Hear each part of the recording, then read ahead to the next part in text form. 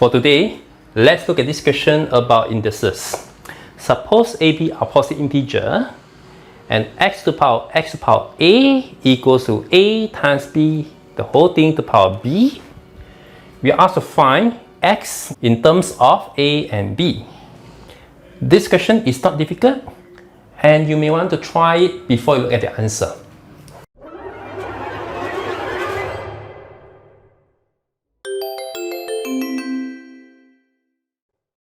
Pause the video now if you wish to solve it. Keep watching the video once ready. There's a small trick for this question, that is, we have to raise the power of a to both sides. And we have to use the property of indices, that is, a m to the power of n equals to a m n into here and here. So for this, we go to x to the power of a times a. And for this, it will be b times a. And we also know that x to the power of a times a can be written as x to the power of a times x to the power of a. And for this, it is a times b.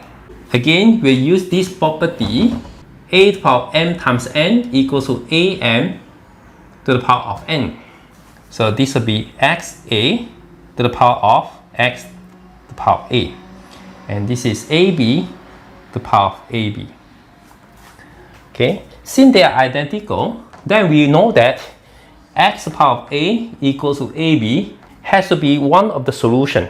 And also, if you look at the function y equals to x to the power of x, it is always increasing if x is greater than or equals to 1. And therefore, it means that x to the power of a equals to ab is the only solution.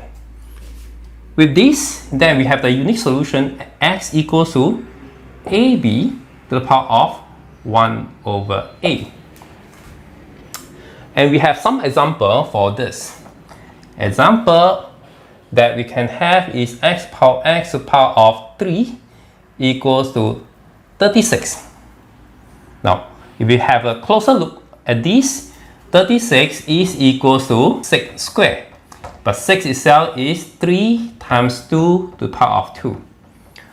So in this case, a is equals to 3 and b is equals to 2. And therefore, the x will equals to ab, that is 6 to the power of 1 over a equals to 3.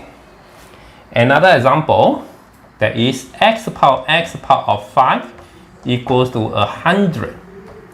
And we also note that 100 equals to 10 squared, where 10 is equals to 2 times 5 squared. So in this case, a is equals to 5 and b equals to 2.